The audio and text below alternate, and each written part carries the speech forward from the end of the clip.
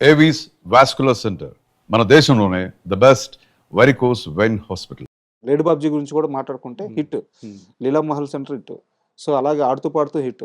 So మీరు చేసిన 6-7 సినిమాల్లో 50% హిట్ పర్సంటేజ్ ఉంది. ఒక డైరెక్టర్కి 50% హిట్ పర్సంటేజ్ అనేది చాలా మంచి నెంబర్. అవునండి. కానీ ఎందుకు మీ కెరీర్ తర్వాత కూడా డైరెక్టర్గా యాజ్ ఎ డైరెక్టర్గా ఇన్ని సక్సెస్లు ఇచ్చిన తర్వాత కూడా అనుకున్నంత నెంబర్స్ చేయలేకపోయారు కదా మీరు? ఎక్కడ? అదేనండి, అదే నేను చెప్తున్నాను కదా, అది వేరే ఎవరిని అనడానికి బ్లేమ్ చేయడానికి అసలు లేనే లేదండి. నాకు అవకాశాలు వచ్చినాయి, వాటిని నేను అందిపుచ్చుకోలేదు. ఓకే, కథలు సిద్ధంగా లేవు మీ దగ్గర?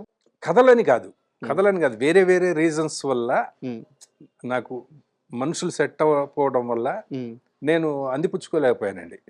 అంతే తప్ప అవకాశాలు ఆ తర్వాత కూడా వచ్చినాయి నాకు. ఇప్పుడు అదే సూపర్ గుడ్ లో ఒకటి ఇద్దరు హీరోలు ఏదో పిక్చర్ తమిళ్లో చేశారు, అది చేస్తారా అని అడిగారు ఆ సినిమా తర్వాత కూడా. బట్ ఆ సినిమా తమిళ సినిమా కూడా నాకు ఎక్కలా సార్. ఎందుకు మళ్ళీ ఇంకో సినిమా ఫ్లాప్ సినిమా చేయడం అని చెప్పి నేను అది చేయలేదు. బట్ ఈ ప్రాసెస్ లో మీరే చెప్పారు, ఇంటర్వ్యూలో చెప్పారు, బాలకృష్ణ గారితో ఒక సినిమా అయ్యింది, అవునండి, అడ్వాన్స్ సంథింగ్ ఏదో కూడా జరిగినట్టుంది అని చెప్పి, మరి ఆ సినిమా కూడా అయిపోయింది. ఆ సినిమా కూడా బాలకృష్ణ గారితో సినిమా ఎందుకు అయిపోయింది అసలు? అది నాకు రీజన్ అసలు తెలియదండి. అప్పుడు ఒక కథ కూడా నాది కాదు, వేరే వాళ్ళది. అది విన్నాము, ఓకే అనుకున్నాము, అంత అయిపోయింది. అయిన తర్వాత 3-4 మీటింగ్లు అయినాయి.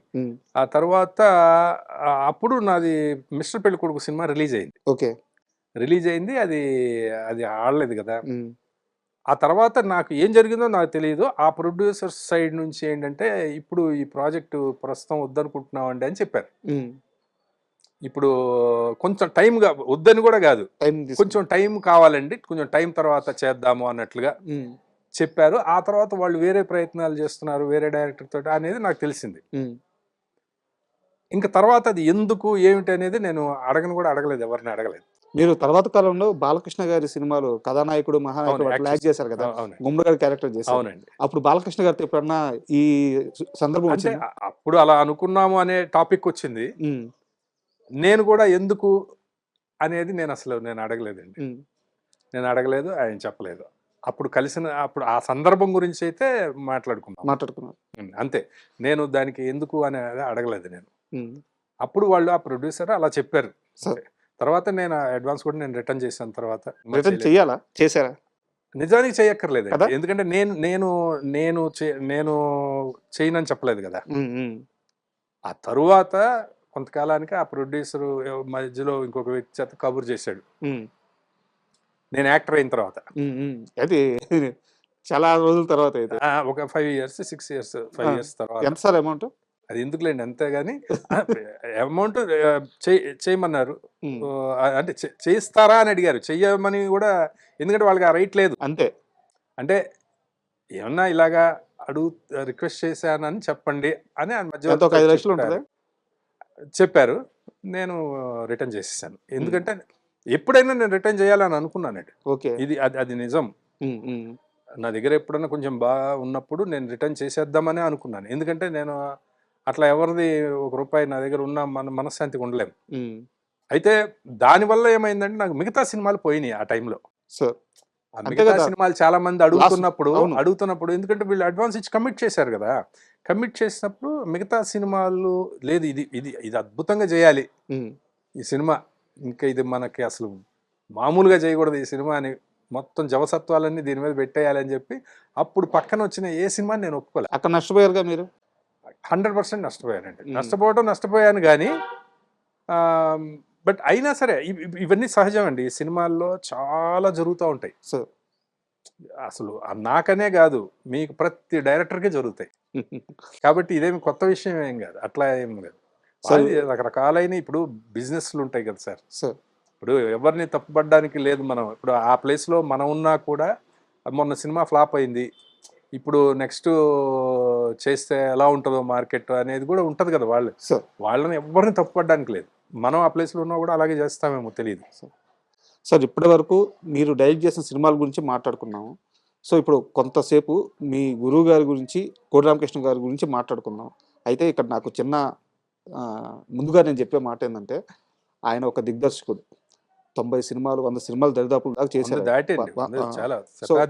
100 సినిమాలు చేసిన డైరెక్టర్ అనమాట.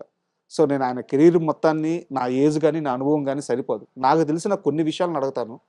వాటిల్లో మీ ప్రమేయం ఉండొచ్చు, మీ ప్రెజెన్స్ ఉండొచ్చు, ఉండకపోవచ్చు. మీకు తెలిసింది చెప్పండి. ఫస్ట్ ఆఫ్ ఆల్ మనకి తెలుగు సినిమాలో డైరెక్టర్లు లెజెండరీ డైరెక్టర్లు అంటే రాఘవేంద్రరావు గారు, దాసరి నారాయణరావు గారు, వీళ్ళిద్దరి పేర్లు వినిపిస్తాయి. అవునండి. కానీ వీళ్ళిద్దరి మధ్యలో ఒక వ్యక్తి ఉన్నారు, కోడి రామకృష్ణ గారు. ఆయన 100 సినిమాలు చేశారు.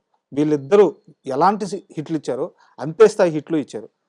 వీళ్ళిద్దరి నీడ వల్ల కోడి రామకృష్ణ గారికి రావాల్సినంత పేరు రాకుండా పోయిందా? అదైతే చాలా మంది అంటారండి. అది కూడా కొంతవరకు వాస్తవం. అంటే వాళ్ళ నీడని కాదండి, వాళ్ళ నీడ అనేది అంటే వాళ్ళిద్దరి నీడ చాలా పెద్దదైపోయింది ఇండస్ట్రీ. అవునవును, వాళ్ళు మరి నిజంగానే లెజెండ్స్ కదండి. ఇప్పుడు మా గురువు గారి కంటే కూడా వాళ్ళు చాలా ముందు నుంచి కరెక్ట్ కరెక్ట్. వాళ్ళు చాలా పెద్ద లెజెండ్స్ కదా.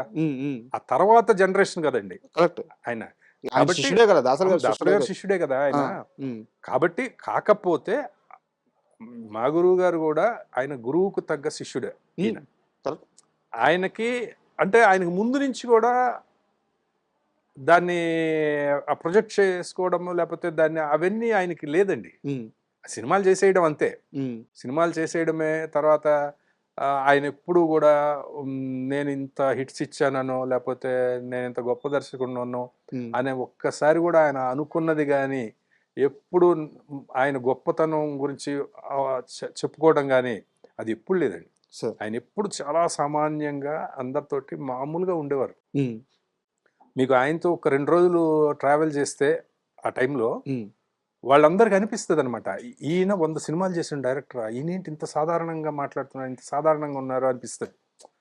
అంత మామూలు పర్సన్ అండి ఆయన. అయితే ఏంటంటే ఇండస్ట్రీ పరంగా అయితే ఆయనకి దక్కాల్సినంత గౌరవం మాత్రం రాలేదేమో అనేది నా అభిప్రాయం కూడా కదా. 100% అండి.